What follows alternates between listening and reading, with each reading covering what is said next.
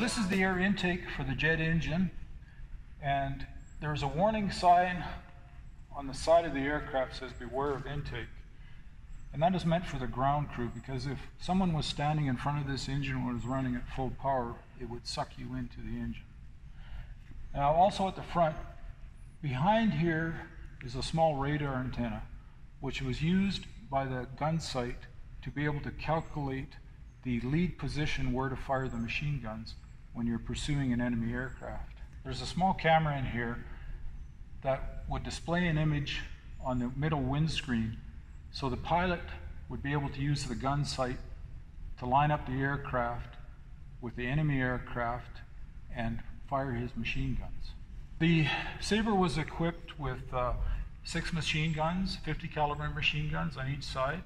Each machine gun could fire 1,100 rounds of ammunition per minute, and for each gun there was 260 shells.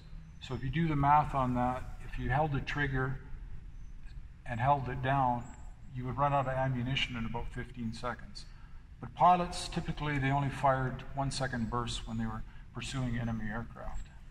One of the features on the Sabre is it has a swept wing. It was the first American fighter aircraft to use a swept wing. And what that did is it provided higher speeds because there was less drag than having a straight wing aircraft. This is something they adapted from Germany during World War II. Germany, of course, produced the world's first jet fighter, the 262, and it had swept wings. And this is something that the American government adapted from German technology. Now, the Sabre, you could also attach these external fuel tanks to the underneath of the wing to give the Sabre extra range, and it contains about 120 gallons of extra fuel.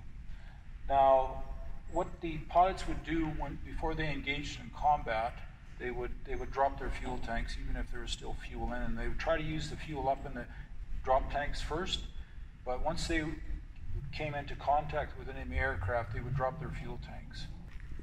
In addition to the drop tanks that could be attached to the bottom of the wings, there was also 2 fuel tanks within the fuselage of the aircraft, and each wing had a fuel tank inside. So at the back of the aircraft you have these air brakes. So when pilots were landing the Sabre to slow the aircraft down, they would deploy the air brakes and they would come out at an angle to help increase drag and slow the aircraft down. Part of the fuselage from this joint backwards they could all disconnect it from the rest of the fuselage. And that would allow them to gain access to work on the engine, but also to remove it and replace it with a new one. So again, just like the front of the aircraft, there's a warning sign at the back of the aircraft, beware of blast. So obviously not a good place to be standing when the engine is running.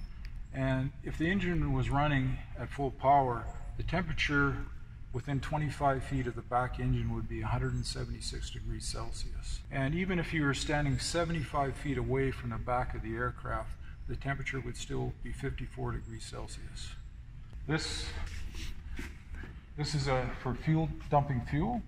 If a fighter pilot, if his plane was shot up, what he would do is, before he landed his aircraft, he would dump fuel, because of course the fuel is very explosive, so you want to get rid of as much fuel as possible.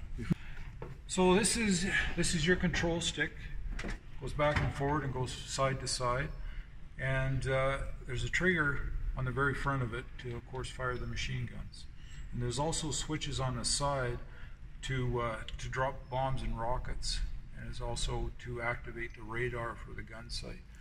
There's also a button on this other side that when the pilot is on the ground, he would push and hold that in to be able to steer the front nose wheel to move the aircraft when he's on the ground.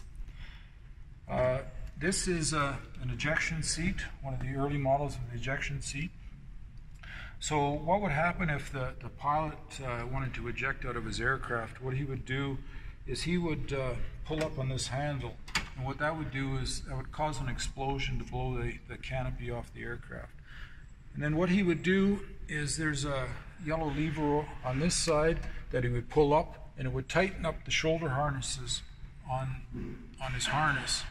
And then what he'd do, he's put his feet in these stirrups, and then he'd pull at this red handle here, and what that would do is it would fire the pyrotechnics off to shoot the seat out of the aircraft and over the very high tail fin at the back. The pilots, when they were coming out of the aircraft, this handle, they'd push this handle open, and of course their legs are spread out like this, so they were often concerned that they might sustain an injury.